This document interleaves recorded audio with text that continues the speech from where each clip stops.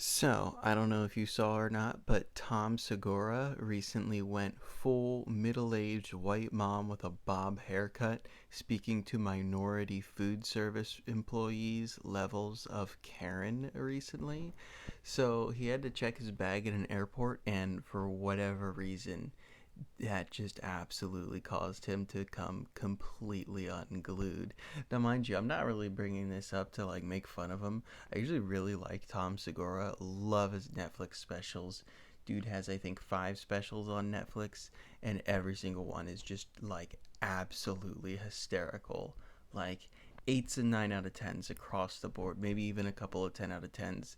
Funny fucking guy. One of my personal favorite comedians, probably top 10, honestly.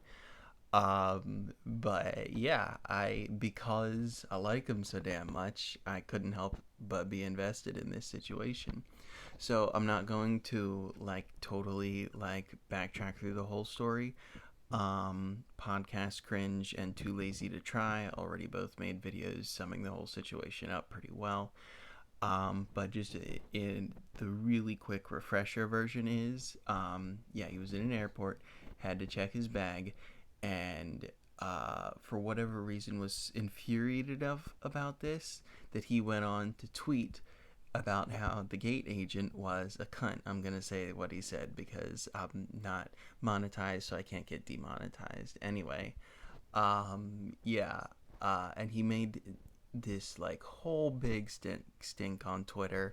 He was like arguing with people about it, and he was like arguing with the airline. I think at one point too, it was it was literally surreal. Like honestly, like when I was listening to podcast cringe and Too Lazy to Try, when I was watching them talk about it, I was like, is this some kind of like hoax? Is this like some kind of like somebody set up like a fake, Tom Segura like Twitter profile? I guess maybe, because it's just so absolute bonkers.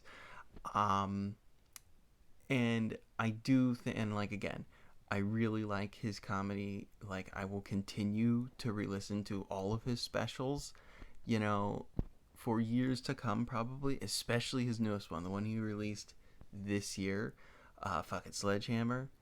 It's a banger, absolute banger. We'll listen to it again before the year is out. We'll continue to listen to it in years to come. I have no doubt.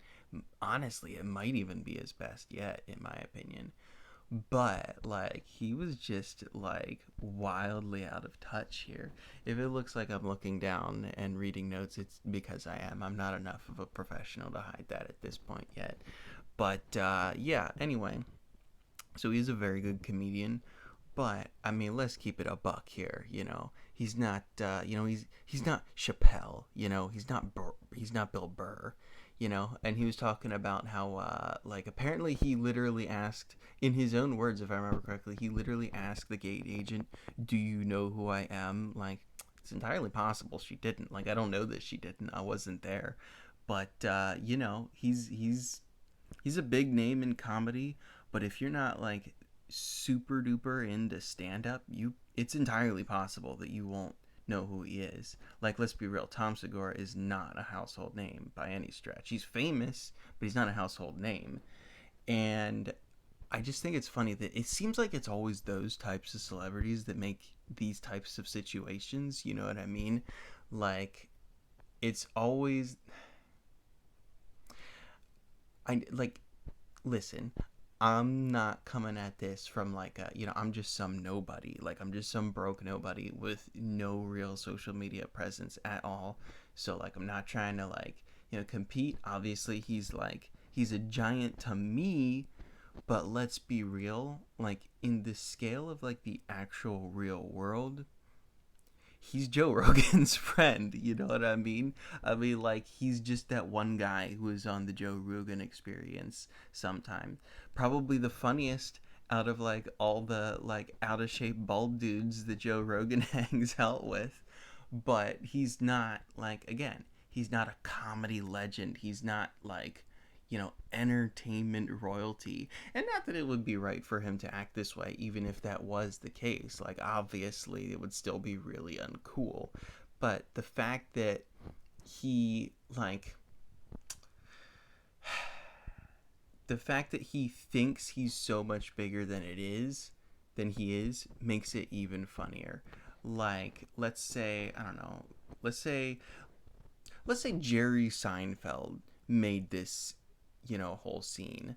Like, obviously it still wouldn't be right. It would still be like totally out of touch. It would still be like completely just like a secondhand embarrassment level, nonsense scene. But you would take a look at that situation and you'd kind of be like, well, Jerry Seinfeld has like kind of earned that at that point.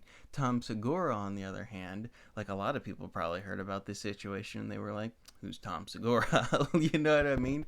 And again, that's coming from somebody who is literally like a huge Tom Segura fan. And I don't know. And he did say another thing too that really got under my skin, and it was that comment he made. Let me look at my notes again. Poor people love doing what they're told because, like, I guess he's just too much of a rebel to check his bag when he's asked. I don't know. I'm not sure I fully follow his logic on that one.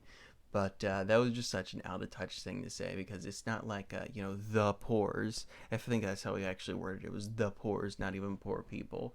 Um, but when he says the poor, I assume he's just talking about anyone who's not a millionaire. It's not like nobody loves following orders. Well, most people don't anyway.